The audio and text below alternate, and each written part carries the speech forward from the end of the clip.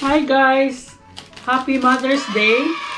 And I'd like to greet all the mothers and congratulate all the mothers. And so, in behalf of the mothers, we're also offering flowers to our Blessed Mother and thank her for all the guidance and the protection. I'm sure our Lord will also be happy that we are honoring His mother. So that's for her. And for this video, I'd like to talk to you about the safest, the cheapest, and healthy way of planning our family. And you know what that method is? It is the natural family planning method. I'd like to simplify as much as possible because mothers are overwhelmed with information and find it difficult to follow the natural family planning method. The essence of womanhood is motherhood. We may not be biological mothers, like for example those nuns who enter the convent. They may not be biological mothers, but they are spiritual mothers. Also those who have the vocation of single blessedness, they are also spiritual mothers. So guys, my goal here in discussing the natural family planning method is just to give you the general principles of the menstrual cycle so that we can easily understand if there is a talk about different natural family planning methods. So guys, in celebration Mother's Day, I'd like to share with you my knowledge about this natural family planning method. I only want to give you the general principles so that we would be able to understand the whole process. Just bear in mind guys, this is a diagrammatic representation of the female reproductive system. You have the ovaries here, the fallopian tube which connects the ovary and the cavity of the uterus. This is the vaginal canal, this is the cervix, this is a uterine cavity. Guys, the whole purpose of the menstrual cycle is pregnancy. The menstrual cycle is from 20 to 35 days. And the average is 28 days. So that's why if you take the average 28 days, the mid-cycle is the 14th day.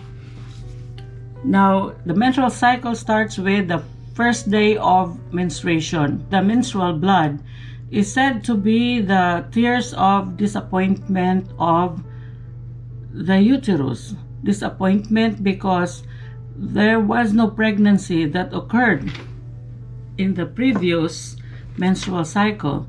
So preparation, which is the endometrial lining here, was shed off. So the first day of menstruation, you now have a start of another cycle. Say for example, for simplicity, we'll just say June 1 is the first day of menstrual cycle, and then June 28 would be the last day of the menstrual cycle. So let's say this particular woman has a menstrual period of 4 days. So June 1, 2, 3, 4, she will menstruate. So shed off of the blood or the endometrium. Then after shedding off, inside the uterine cavity, there will now be another stimulation of the endometrium so that it will again multiply, the inner lining multiply, and after the menstrual blood has been shed off, the uterus will now start another cycle, and it will start with stimulation again of the endometrium or the inner lining of the uterus to prepare again the uterus for a possible pregnancy.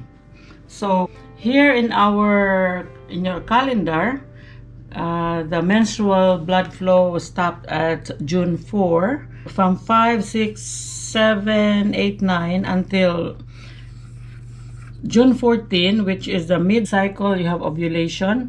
Mature ovum that was expelled from the ovary to the fallopian tube and to the uterine cavity will have only 24 hours to be fertilized. After 24 hours, it will disintegrate. After 24 hours, the ovum did not meet a sperm or sperms, it will disintegrate. And so when the ovum is expelled to the fallopian tube, there will be remnants, secrete hormones that will be diffused into the blood, and these hormones will further develop the endometrium for it to be really prepared for eventual pregnancy.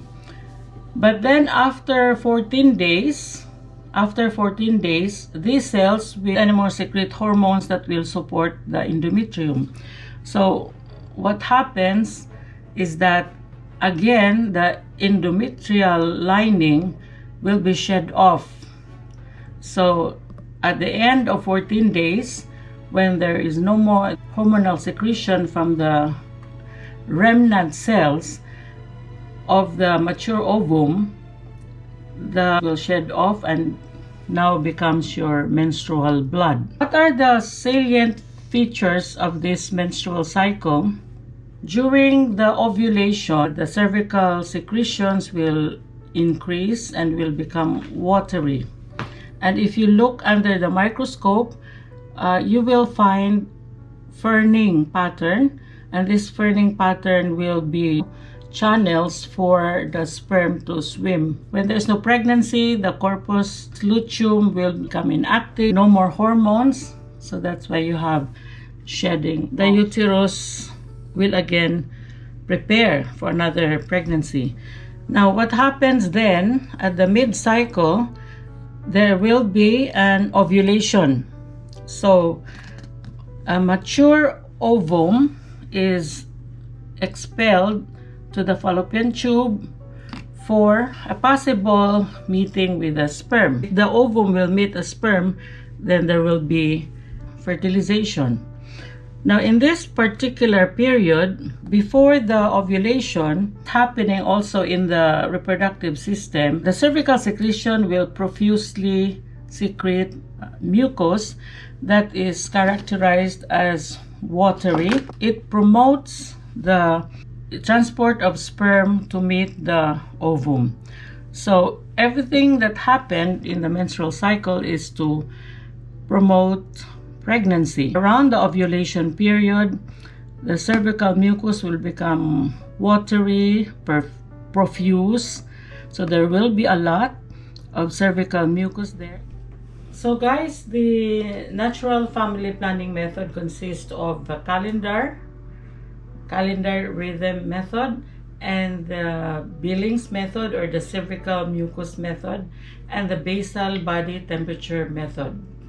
Now these three, they separate these three. You can either use only the calendar, or they only advocate for the basal body temperature, or only the cervical mucus method. But actually you can combine these three. They are the same physiological processes of the female menstrual cycle. So with the calendar method, this is dependent on the regularity and the predictability of the menstrual cycle. So you can use this to have an approximate dates of the events of the menstrual cycle. And then mucus, immediately before ovulation. It's easy to remember that the purpose of the menstrual cycle is primarily for ovulation. So nature has it that sperm has an easy way of meeting the ovum during ovulation. So if a woman has profuse cervical mucus, watery, then remember that that is around the period of ovulation, because the body is facilitating the meeting of the ovum and the sperm. So if your cervical mucus is sticky, that will not facilitate the sperm swimming. So it must be watery and abundant. For the basal body temperature, that is based on the effect of the hormones after, like let's say June 14, after ovulation. Because of hormonal influence, the body temperature will tend to have a slight increase. The basis of the family planning method of this basal body temperature is you want to detect the slight increase of temperature that will signal that you had already ovulated. The woman will take the temperature first thing in the morning before she does anything. So upon waking up, she will take her temperature, preferably using the Fahrenheit. So the woman here will take the temperature every day. It's called basal because you take the temperature before doing anything. Why is the temperature taken before doing anything? Is because when you do something, skeletal muscle activity can produce heat. So increase in the heat might not be due to the hormones, but due to skeletal muscle activity. So that's why it's called basal. So you expect that there will be a slight increase in temperature. So after that increase in temperature, there's actually a dip before the increase. So after you have that increase in the temperature, you just let 3 days pass, and then after 3 days there is no more ovum there, because as we have said, ovum, they will disintegrate in 24 hours. So those are the 3 natural family planning methods that you can use in combination with each other. The calendar method, which can approximate the dates of events in the menstrual cycle, and the cervical mucus method, which can detect where ovulation is because of the character of the cervical mucus, and the basal body temperature. That is a healthy way of spacing. If you want to space your pregnancy, that is a healthy way, because you're just trying to observe the physiological events of a menstrual cycle. It can be used also if you really want to get pregnant. You know where the ovulation days are. Now, in using these 3 methods, you have to consider also the lifespan of the sperm. The maximum lifespan of a sperm is 6 days. I said maximum because the sperm can die off or disintegrate in 3 days, in 4 days, in 5 days, depending on the quality of the sperm. But we are using 6 days to consider that the sperm can exist for 6 days. So if you are not planning to have pregnancy in that particular menstrual cycle, if the computed ovulation day is like June 14, the married couple should abstain from sex 6 days prior to ovulation. So 6 days prior to ovulation would be June 8. So from June 8, the husband will abstain from having sex. June 8, 9, 10, 11, 12, 13, 14. And then considering also the allowance of 3 days of considering the lifespan of the ovum, you will also abstain from doing the marital act 14, 15, 16, and 17. If you are planning to have no pregnancy in that particular cycle, the couple can have sex on the 18th, 19th, 20, 21, 22, 23, 24, 25, 26, 27, 28. I hope that I have given you a simpler way of understanding the menstrual cycle, physiological events in the menstrual cycle, so that if you want to space the pregnancy, you can abstain on those days where the mature ovum and the sperm will possibly meet. And if you wanted to have a pregnancy, you just make sure that you have the sperm and the ovum in the right time in the menstrual cycle. I've said that this is the most healthy way, cheapest, because you don't have to buy anything. It is a healthy way because you are not taking synthetic hormones. Now, hormones have effects on practically all the cells in the body.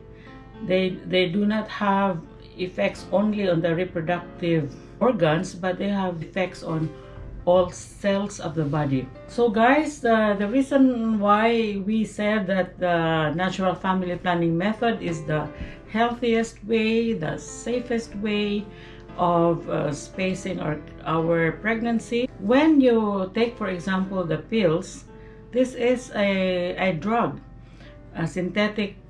These are synthetic hormones. And these synthetic hormones do not have effects only on the reproductive system.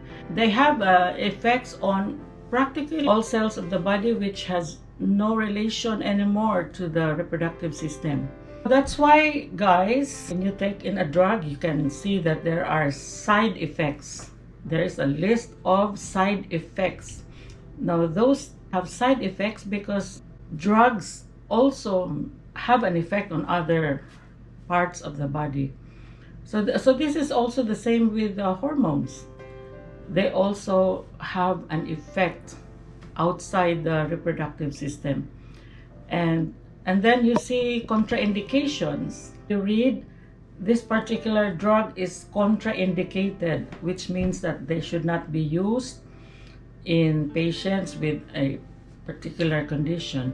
Contraceptive pills, you're not supposed to use this if you have a particular kind of tumor.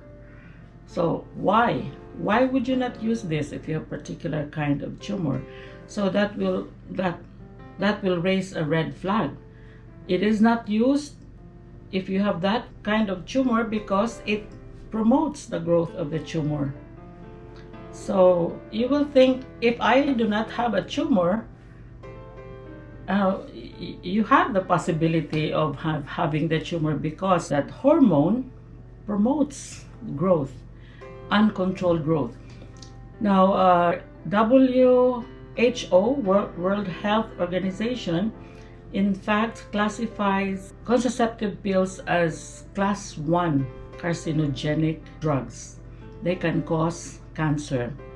Cancer is basically uncontrolled growth of cells. So that's a reason why a healthy way of spacing our pregnancy is the natural family planning method. And not to mention that the artificial contraceptive methods are not approved by the Catholic Church. And the Catholic Church has reason not to approve all these kinds of artificial contraception. Okay, so that's my sharing for today in celebration of Mother's Day. Happy Mother's Day and happy, healthy way of controlling or spacing your pregnancy. Bye, guys.